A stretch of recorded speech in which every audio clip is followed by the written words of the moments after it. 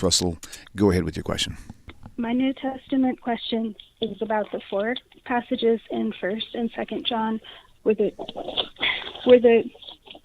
the coined term Antichrist is written from 2nd John 1:17, 1st John 2:22, 1st John 2:18, and 1st John 4:3.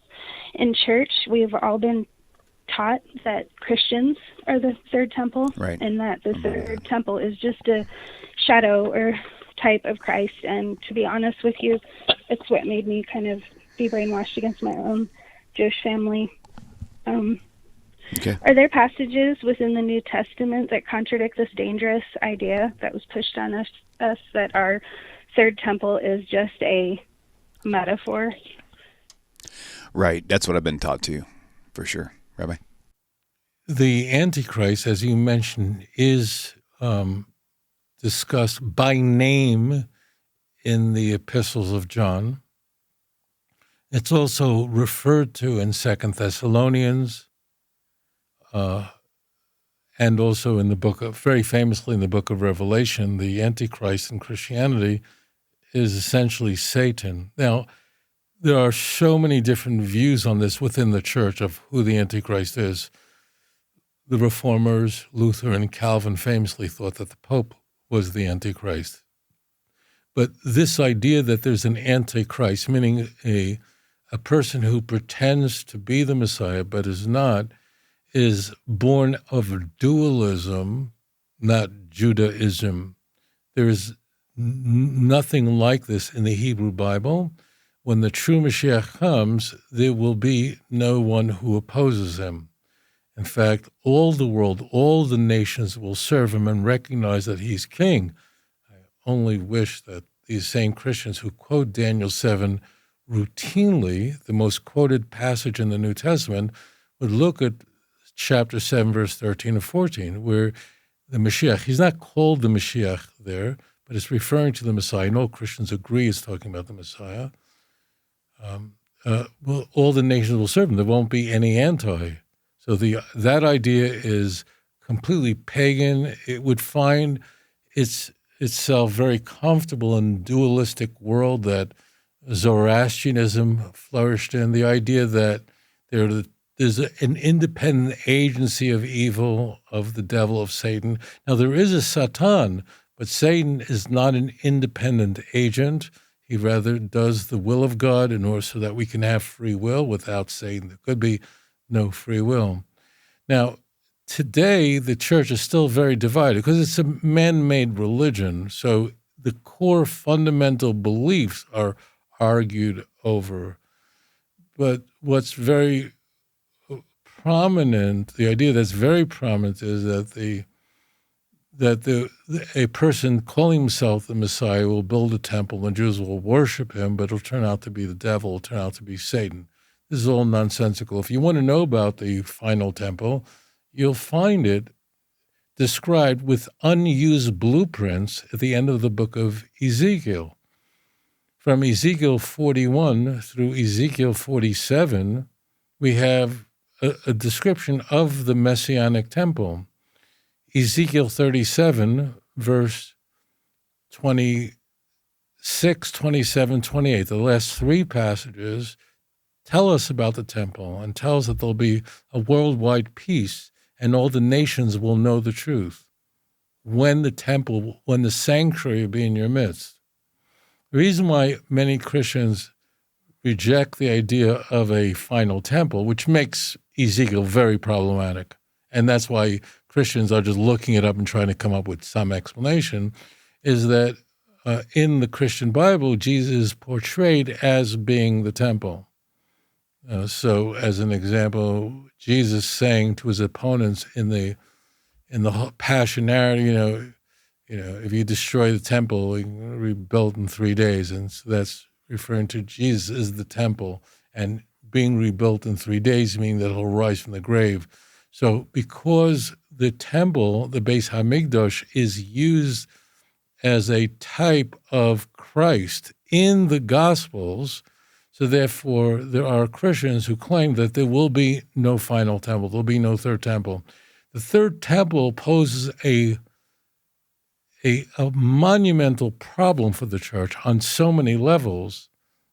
Famously, the book of Ezekiel tells us that there will be a sin offering in the final temple. Well, all the 12 tribes are present.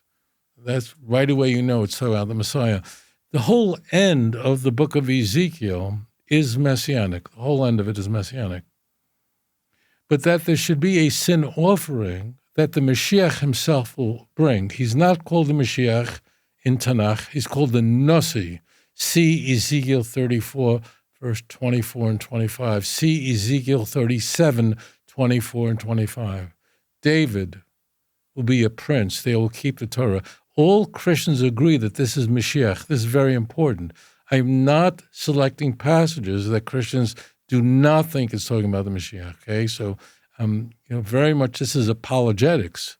So it's very important in order for Christians' ears to be opened, their hearts to be made into flesh. It's very important that I'm using clear, explicit passages that all Christians concede is referring to Mashiach. So he's called the Nasi. So it's very much a very real temple. You might ask the question, why would there be a sin offering in the Messianic age? If you've watched this show or you've read the Hebrew Bible, which is a much better idea, in the Messianic age, there'll be no rebellion against God.